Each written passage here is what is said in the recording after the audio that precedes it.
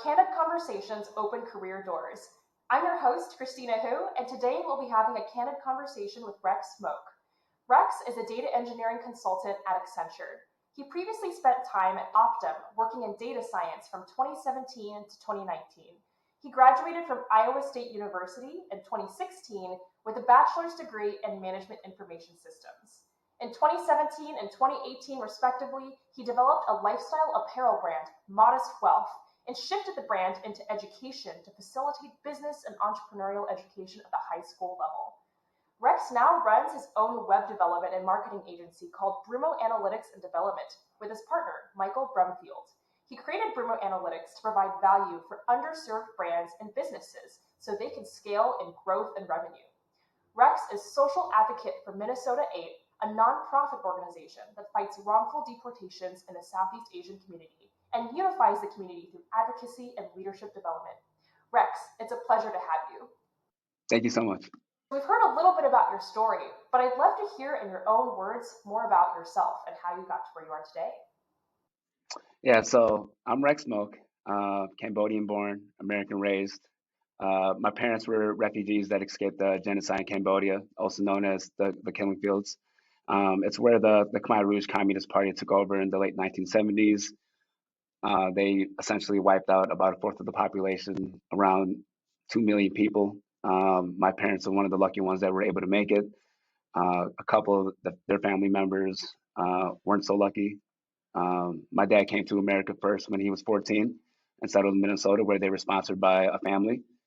He then married my mom and brought her back to America about 6 years later in 93, and then they had me in 94. So I've essentially been raised in Minnesota the majority of my life. But that's a little backstory about how I ended up in Minnesota, essentially. Got it. Thanks so much for sharing. I think that's a really important story to be shared too. I'd love to hear how your background really shaped who you are. You ran an apparel brand, you're an entrepreneur. Walk us through sort of your journey, maybe rewinding back to the very beginning. Yeah, so when my parents got to America, they were very poor. There was no really government assistance. They live in public housing. So I think the rent they told me was like $7. And they were living on food stamps at the time. We had my uncles and aunts and my grandparents all living in like a 3-bedroom apartment, or not even it wasn't an apartment. It was just like it's almost like a townhome, the public housing how it is. So none of us really had our own rooms. We were sharing just small spaces. At times there'd be other families living within the home as well.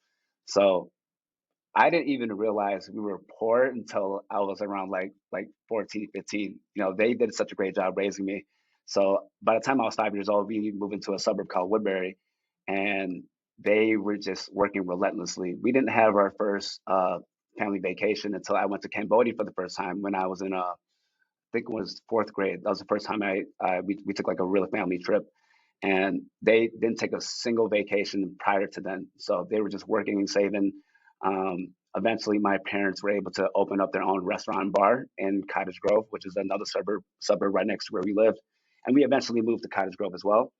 And my parents just they exemplified so many of the things that I now embody, which is, ambition, perseverance, resilience.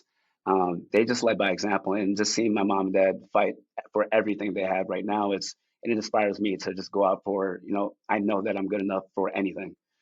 So right now, my mom, she has her own salon. She actually started out as a stylist when she came to America. She went to cosmetology school, and then the restaurant was essentially like a family business where she wanted to employ my aunts and my grandparents, so they had a job with and they were she was in business with my uncle from my aunt's husband, so it was like a family business. And when that didn't work out, my mom finally took a chance. I'm like, okay, let me open up my own salon and then take a chance on myself. And she's been doing amazing since. She actually just bought a commercial building last year, and she opened up she transitioned her old building into like a new building, and now she has her own office unit at the top where she's planning on renting out, and then the bottom unit is the salon. So my mom's just like, she's my rock. So yeah. Wow, what an inspiring story. And I'm already starting to see the kind of common themes of, entrepreneurship, grit, resilience. So congratulations to her and also for you for really taking that torch onwards and really representing.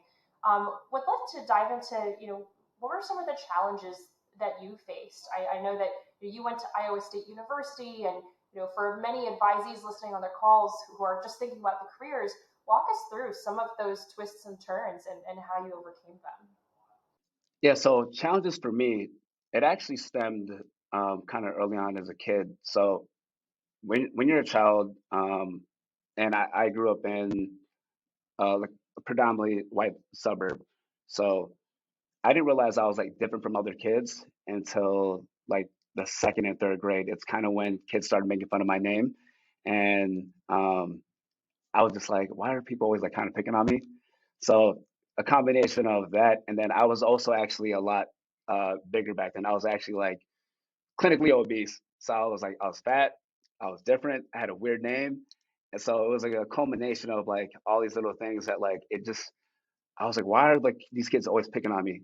Because my parents, they showed me so much love at home, but then as soon as I stepped out the door, I went to school, I felt like so much, I don't, I guess hate in a sense, there was like a lot of cognitive dissonance. Like my parents showed me so much love, but then when I'm out there in the real world, it's like a different story.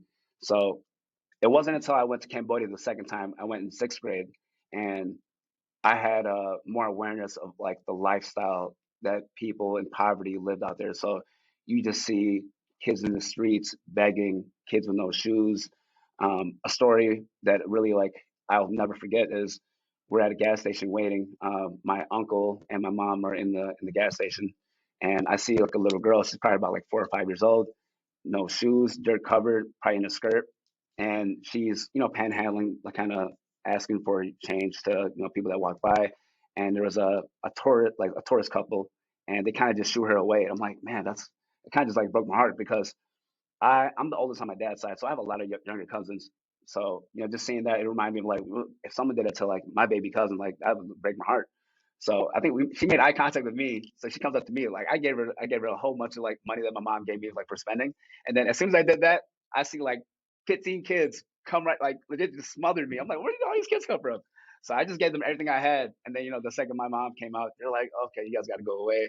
And it's just like it's a different lifestyle. You have to put it in perspective. So how that shifted my thinking was, all these kids have literally nothing, and I had to change my mindset. I'm like, I can't let um, the way people talk about me or see me in a certain way to affect how I live. So I kind of just built a different mindset. I'm like, if it doesn't affect me physically, then I can work out and make sure I can change who I am as a person, right? Since I was fat, let me work out every day and put that into my own hands. So I started being accountable for my own actions and, not listening to the outside noise. That I wanted to focus more on me. So that was like my sixth grade thinking. Then everything kind of just shifted from there. Wow, that's an amazing story, and I think something that really runs true in a lot of the initiatives that you later on go to do, whether it was Minnesota 8 or Modest Wealth, and really being that champion for underserved communities and people who come from those backgrounds. In which case, I'd love to dive into those a little bit more. I want to hear about Modest Wealth. I want to hear about Brumo. I want to hear about Minnesota 8. Walk us through that story. Maybe let's start with the one that comes earliest and how did that even happen and walk us through that whole experience. Which story? Which story? You pick which one to go into first, but the three that you highlighted in your intro, would love to learn about all of them. Okay. I guess we can start with modest wealth. So that idea came about was the term modest wealth was actually developed by my former colleague who was in partnership with me, and I wanted to essentially embody those words with my parents' story. So what they represent to me is, they made it from nothing and they built so much. So I was like, how do I put that into words? So like one of the slogans I always use is knowing your worth while understanding that you're not better than anyone else. Because even though they have so much now and they built it from scratch, they're not flexing on anyone. They don't try to show off. They literally just they work hard and they just live the life they live.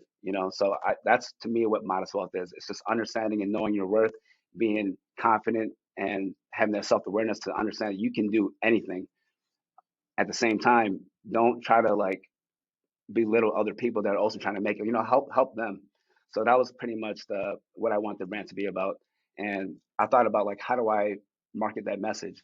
So the content I've sent you, I created multiple kind of little storytelling videos to pretty much embody that message essentially.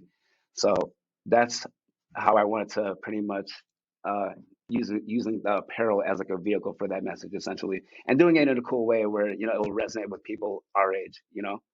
So and then it brought me to a point where like, okay, the apparel is cool, but how do I make a bigger impact? So going through the process of the entrepreneurship of building and marketing this brand, I would love for uh, the kids to learn about this because I didn't have anyone teach me about anything realistic in high school, like taxes, finances. No, they don't really teach you that. I mean, it's kind of on purpose at the same time. So, and I look at the way the education system is right now is people in high school don't really learn to learn; they're regurgitating information. And I see it with my cousins in high school now. It's like they're in AP History, AP English, and all these classes. And I ask them about what they're learning. They don't really know, but then they're passing again these A's. I'm like, how does that make sense to me? So because they're just learning to get the right answer for the bubble sheet, and they don't retain the information. So I pitched the idea of coming in to facilitate and help teach entrepreneurship with my old business teacher. And I just put together a slide deck. She loved it. So she's like, yeah, come in twice a week and teach what can offer it. So my premise was essentially, I don't know if you're familiar with the business model canvas and value proposition design. There's like two different books. So I pretty much based my curriculum around those books, and it was the best 3 months I can imagine. I only did for one trimester, but it was great. So pretty much, I came in, and I first to start off the class, like the beginning of the class, I asked them. I was like, "What kind of problems do you guys have every day?" And they gave me a whole bunch of a little spiel of like each little issues, and I asked them next, "What would you do to solve it?" So that was kind of how I built the premise of the class, because I really wanted to create a class and environment where it's not about having the right answer. It's about actually like using critical thinking skills for their own problems that they have. How would you solve it? you know, because with business, there's two things, right? You're either solving a problem or you're adding value. It's essentially a vitamin, right? There's a painkiller and there's a vitamin. You're either adding value to someone's life in some way or you're solving a problem. So that's kind of how I frame the class. So now these kids were getting into teams and they're understanding how to work together in a collaborative way. Everyone's vocal, everyone has a part, everyone has a role, and they essentially put together these little business ideas and they brought it to life and then they presented it to us at the end of the class. I know, it was amazing. So, and they're doing this as from freshmen up until there's a few seniors, but it was mainly freshmen, sophomore, and juniors. So just to see them do that so young, it's like it gives me hope. So, and I hope they got value out of it. So Absolutely. Well, first, congratulations. That's one of the initiatives that, especially when I hear you speak about it, I'm like, man, I wish I had that in my high school. I think so many things that you said really resonated. One is the gaps in our current education system and the skills that we're really trying to teach. How do we shift it away, as you said, from regurgitation to active critical thinking and problem solving? The other thing that I really loved about what you did was you gave the students agency, right? And that feeling of agency, like I can do something, is so important, especially at an age when you're still kind of going through that system and we're surrounded by a lot of authority and ways to think that are sort of passed down from others. And the last thing that I really admire is your ability to create this culture where everyone felt heard and everyone could collaborate towards building this. What an amazing initiative. And what's also stands out to me is so you did this sort of in 2017 to 2018. That's when you started the apparel brand, and then you did that shift in education. You graduated from university in 2016. So let's rewind a bit more. How did you know what to major in first of all, and how did you navigate college, and then how did that lead to becoming an entrepreneur? yeah, so I'll bring it back to high school, and I think I could speak for like 90% of you, me, and all the kids that were juniors and seniors, where we don't really know what we want to do. We have no idea what we want to do. We have this perception of what we think we want to do. Oh, I want to be a lawyer. I want to be a doctor. I want to be a pro athlete. But is that actually what you want to do, or is that what you've been told that you should do? So I was struggling between that, where I wanted to be something in business, but I didn't know what type of business, right? I want to do something in business because that's what I've seen my parents do. But then my dad's currently, he's a principal database administrator, so a DBA. And he told me, he said, go into tech, go into software engineering. And, I kind of struggled with it at first. I'm like, I don't know if I'll be good at it. And he said, just try it. If you don't like it, then, do something new. But there's always going to be a job in technology. So I started my freshman year, my first semester in software engineering. And the culture and the people in software engineering, it wasn't a good fit for me because I'm a social person. So when I try to talk to other people, they were kind of more shut off to me. I'm like, damn, no one likes to talk. So I made the switch into my second semester into management information systems, because that way I'm in the College of Business, and there's also an emphasis in technology. So I was still taking coding classes and whatnot, but I still value the classes I took in software engineering, because I got introduced to C, Java, and I understood the foundational basics. So I was still grateful for those classes. And then I took the knowledge I learned into MIS, and I'm grateful for MIS, because now I was learning about marketing concepts and accounting and other things that I was going to use when I built my own business, right? So that's how I shifted from software engineering into MIS. And it wasn't until my sophomore year where I got my first internship. And shout out Louise Cologne, where my freshman year, you're going to the career fair, you're talking to a whole bunch of companies, you got all this anxiety because you don't have any experience. And the thing is, the paradox with college and internships is they want people with experience, but then how do you get experience if they don't take a chance on you, right? So this is where networking comes in, and this is what Candoor is really great for. Which this is why I'm a big supporter of Candoor. Whereas the networking aspect, where if someone can just refer you or they like you, they'll take a chance on you. But if you don't know anybody, why would they talk to you? So there's no one to really, Rex is really bright. He has the ambition to want to learn. I think you could take a chance on him, and then he'll do well. As opposed to, I have no idea who John is. I'd rather go with Rex. Because those are the conversations that are happening within these companies. Because you can have A and B, all things equal. They're gonna take the person who they've heard about as opposed to someone they don't know about. So little game for all the advisees. So networking is key. Yeah, can we unpack that a little bit more? Actually, there's two things that I want to unpack. The first thing you said was around the fact that we just really don't know what to do. I think when you're getting into college for the first time, I was nodding vigorously because I had the same sort of doctor, lawyer, engineer. That was those are the three things that you do, or you're really just the paths that are open to you are what you're exposed to. But there's a whole world out there. So I guess my first question to you is, um, how did you navigate that decision to pivot away from software engineering? Was that scary at all, and just really put your faith in entrepreneurship and pursuing that path? A lot of times, I think we think about risk taking and how challenging that can be when there are all these expectations. Walk us through what that was like, and then I have a follow up question for you. The feeling I felt when I switched majors wasn't it wasn't scary. It was disappointment, because I didn't want my dad to be like, oh, he's quitting and he's doing this. So that's kind of the first thing I felt like. I didn't want to disappoint my parents. And I think a lot of kids struggle with that, because they're doing this to satisfy maybe what their parents are projecting out to them, because they want them to be successful. And I understand that. At the same time, you don't want to go into a job that you hate, that you don't have any passion for, even though it might satisfy others. You have to do what's right for you. You have to do what feels right for you. So when I was in software engineering and I had that feeling, it just doesn't sit right with me. It's like you go to class every day and you're not motivated. You're going through the motions. When you have that feeling, that means you have to make a switch. You have to make a change. You have to make a shift. that pivot, like you just said.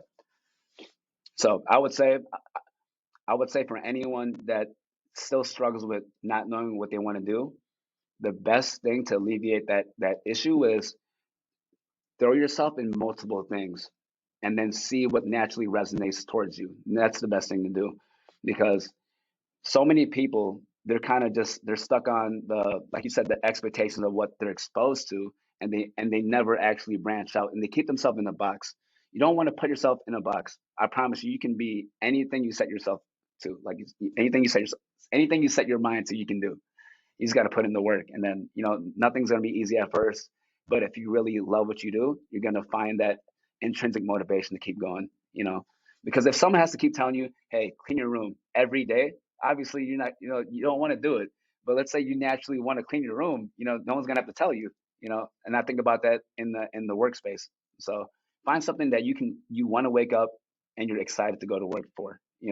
Because you with Candoor, that mission of providing the underserved community of Black, Latino, Asian, Indigenous community, where we know that there's a disparity of of the underserved community as opposed to others, where we don't have those networks in the professional community.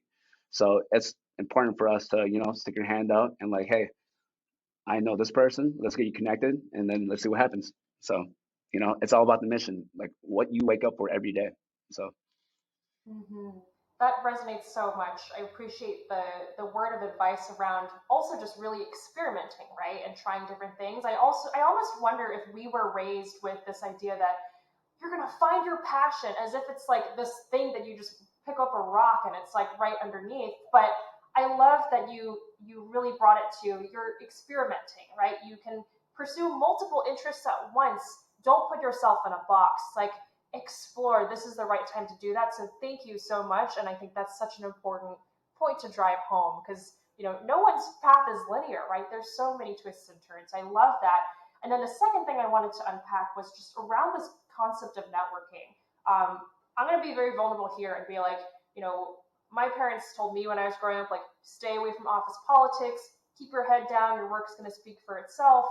And then we have this moment, right, where in college, you're like, oh my God, I don't know anybody in these companies. This is how that's happening. Can you walk us through your experience finding out about networking, what it was, how to do it, how to get comfortable at it? How did you navigate that? So networking is a funny term to me, because it's said so many times, like network, relationships. I'm a consultant now, and networking is key. They always say it's key. But then as a freshman in college, like, what does that really mean? Just talk to people? That's how you approach it as like a freshman in college. And when I was going through the career fair, um, Optum was one of the first companies who kind of, they gave me the interview, and they told me, listen, we like who you are as a person. You just don't have the experience. If you come back with an internship, we'll bring you back. So my sophomore year, I finally interviewed, or I applied for a CDS Global internship, which I think it was like a global technologist. It was very general. And Luis Colon, who's a Puerto Rican man, um, I was very unqualified for this role, and he took me to the second round of interviews. He asked me a certain question. He said, "How would you solve?" I can't remember the particular question, but he asked me, "How would I solve it?" And I gave him like my thought process, and then he gave me his laptop. Okay, what would you do next? I'm like, uh, so all I did, and this is how I got the job. All I did was Google the exact question he told me. I go the exact question, and I click enter, and I found like an article. It was like probably like a Stack Overflow article that I went to, and then this is probably where I would start. And then he said, "Yeah, I would do the same." I'm like, "Oh, perfect. All right, cool." So he essentially just like he just saw the way I thought about it, and he was open to the fact that he do the same thing. So if I'm doing the same thing, he's going to do the same thing. We're not too far different, even though he has over 30 years of experience than I have, right? So once he gave me that internship, it was like a domino effect. So I got that role during the school year. I worked part time, so I was driving from Ames to Des Moines about 25-30 minutes, and it was a great experience. I started doing mobile development, web security, and then the career fair came around again, so I went to interview with Optum, and then they gave me that role. So now, from summer 2015, now I'm an intern with Optum doing business analytics, and then from there, uh, that same year, that fall, I went to Best Buy doing it was like IT auditing work. So essentially, just making sure everything looks good from a database standpoint, make sure everything complies. And then from there, so I took that fall of school off and did that internship. And then the next summer, I went back to Optum, and then from there, it was 26 December, essentially the end of 2016. I'm getting ready to graduate, and then Optum gave me that full time offer, and then that's how I got into Optum, starting with the data science work. So yeah, it was kind of just a domino effect. Yeah, all because Louise he took a chance on me for under. I was very underqualified, but he took a chance on me, and that's where that networking comes in. He just saw like, you know what? He looks like a bright young man. Let's take a chance. And then I still keep in touch with Louis today. Like I think he just left Amazon, and now I think he has either his own company or his consulting right now. But amazing, like he's very smart. So That's incredible. And I know that we have a lot of aspiring data engineers, data scientists, business analysts listening to this podcast. What advice would you give to someone who's looking to break into that field? and it's crazy because I never would have seen myself as like a data engineer. It kind of just happened. So once I went to Optum and I started working right out of college, they put us in a technology development program. So it was two rotations, 6 months each.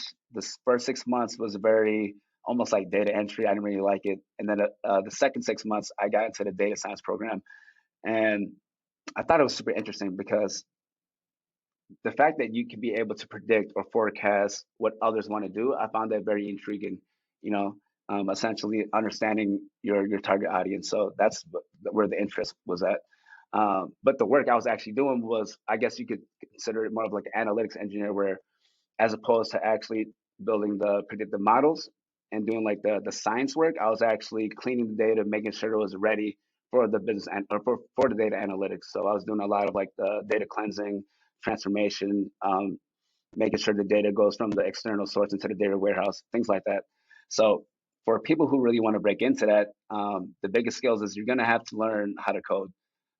So Python, you're going to have to learn SQL, because I would say to start with those. And Python, it's a great starting language because the syntax is very easy to learn, and you essentially just want to get that foundational level of understand the object-oriented programming. And then SQL, you're going to work with databases. You have to learn how to query from a database, and the concepts are very easy. It's when you start getting into the complex stuff that you'll have to. Everything comes in due time. So I don't want to overwhelm any advisees. You can learn it. It just takes time, because when I was a computer science or a software engineering student, I did terrible. Like, the thing is, I didn't give up, and that's what I want to tell the kids or whoever's listening, that doesn't make sense at first. A lot of it doesn't make sense because a lot of the times the instructor, the teacher, they don't explain it in a way that makes sense. So this is where you have to do the work for yourself and actually go through. You have to practice. Essentially, you got to practice a lot, and then eventually it'll start sticking to you, and then you'll see the same patterns arising, and then it'll just click. And I still struggle to this day. I still struggle to this day. But once, so I'll kind of touch on imposter syndrome, where when I got hired with Accenture, when I made the shift from Optum into Accenture into data engineering consultancy, um, my manager, he ran his own data science company prior, and then the people I was working with, they were senior data engineers. I'm comparing myself to them. I'm like, I don't know anything compared to them, and they had imposter syndrome too. When I had conversations like, yo, I just don't feel adequate working with you guys, and then they pretty much had the same feeling like, well, I don't feel as smart as so and so. You just can't compare yourself to other people. You're in your own journey. These people actually want to help you too. So just ask questions. Everyone's looking out for each other, especially when you're on the same team. And if you don't have people who want to help you, you get out of that environment. It's not the right fit. Amen. Such good words of wisdom too, and I think you remind us that we're all still on that journey of growth together. And the important thing is being consistent. There are going to be tough days, there are going to be things that don't make sense, but your tenacity, the grit, and really pushing through, I think, is what really shows results at the end of the day. So, love what you said there. I've got two more questions left for you. The first one is, okay, so now you've got Brumo Analytics and you've had this amazing journey. You're also involved with nonprofits and Candoor. Like, tell us more about who you are outside of work. How do you create balance? How do you practice self-care? Yeah, 100%. I think one of the most important things that people can do is uh, be introspective and kind of ask why they do what they do. So, I think about what I want to be as a person, um, how to set an example for my family and my younger cousins, and seeing my uncles and aunts struggle, and I don't want them to struggle the same way they struggled, and the same way my parents struggled, right?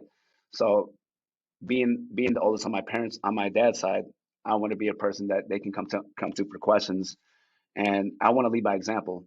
So I always think about how do I set myself up for success as far as career wise, and how do I be a better person in general. So I always think about setting goals and um, how to pretty much like mind, body, soul, right? Cliche, mind, body, soul. But how do I get smarter every day? How do I get physically fitter? How do I get stronger every day? And how do I be in tune with myself? So the spirituality is like, it's to me, it's more of like self awareness. Like, what are your weaknesses? What are your strengths? How can you double down your strengths, and how can you improve your weaknesses? So holistically, you're the best you can be. You come with your best self every day. I wake up every day with a purpose. I have my goals set, and I'm doing the best I can. So that, me as a person, I have like my routine during the week. So today I actually woke up at 5 a.m. I do like my 5:30 to 7:30 a.m. basketball runs in the morning. And then, so right now I'm on the bench for Accenture, and then I'm working on my side projects with Brumo Analytics. I'm actually starting a new project next week for a marketing project where we're doing a whole rebrand for a nonprofit. So I'm very excited on working with that one. So right now it's like my schedule is kind of a little bit different, but I try to keep the main things in the same routine. So work out in the morning. I'll get my work. I'll get my work done during the daytime, and then I might get a second workout like after, just to clear my mind. So to me, it's very therapeutic just to kind of um, release and not think about things. And kind of just that, to me, that's that therapy. And maybe some people have different things, like they want to go play tennis or snowboarding. I think everyone has to have an outlet. So the outlet is very important for anyone. Whether it's like legit therapy where they're talking to someone, anything, something you have to have an outlet where you can just release and just get all these emotions out. So that's very important. So yeah, my routine is pretty consistent throughout the week. Um, and I do take trips. I love to travel. I love traveling with my friends and family. I try to do something international every year. So actually, so I'll take it back to in June of 2019. I got laid off from Optum, and it was actually the best thing that happened to me because I took that whole summer to travel. So I went to Thailand, Australia, Spain, Italy, Amsterdam, and London, and I did all of that within like a month and a half. So it was an amazing time, and I'll never forget it because it was right before COVID for 2020. So I'm happy I was able to do that. And for anyone that doesn't think about traveling or anything like that, I think everyone should travel because it really opens up your mind. And you know, a lot of people live in their own little reality, but the world is so much bigger. There's so many different cultures out there, and when you understand, like, at a core, humans are going to be the same, but then the culture is what makes people special. Other people around the country special, So, and that's another thing about Candoor, where you have such a diverse set of people collaborating, and at a core, we all want to help each other, but we're all very different from like a background, as far as professional wise and cultural wise. So, I think it's so important to just connect. I think I went off on a tangent. I don't know. I don't know if I answered your question or not yet.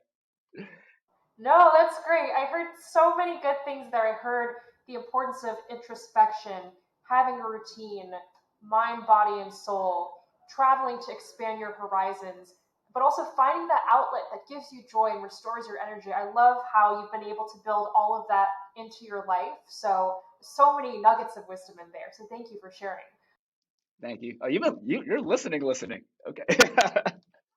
Of course I'm listening. We're all listening, man. You have so much good stuff to say. And with that, I'd love to turn to our final question, which is, knowing what you know now, what advice would you give to your younger self or those just starting out in their careers? um, don't be afraid to fail. Don't be afraid to fail, and just do it to the best of your ability. Because the worst thing that's going to happen, yeah, you might fail, but you're going to learn why you failed and then what to do better the next time. So if it's something you really love and you really want to accomplish it, keep doing it, because you're going to get better over and over and over again. The best people, the most successful people, they fail over and over. And I'm sure, Christina, you as an entrepreneur and other people, I'm sure you have a great network of CEOs and other founders where they might have tried multiple endeavors and other businesses where they had to either fail or pivot, but they never quit. You just got to keep going. So no matter what, it's gonna, yeah, the rejection is gonna hurt in the moment, but you just kind of got to brush it off and keep going. And then if it's really something that you don't like, don't do it. You know, so don't put yourself in a box. Never give up if it's something you really love to do, and just go out there and explore and experiment. You gotta live your life. You know, that's kind of generic, but you just gotta go out there. Absolutely. And stuff that we should always be hearing over and over again. I feel like you were speaking to my soul there. So, thank you all for tuning in to this episode of Candid Conversations. If you're a college student or recent grad from an underserved background interested in connecting with Reks one on one, apply at www.candoor.io to join our platform as an advisee. If you're an industry professional who shares our mission to democratize access to transformative careers, we'd love to have you join Candoor as an advisor. Until next time.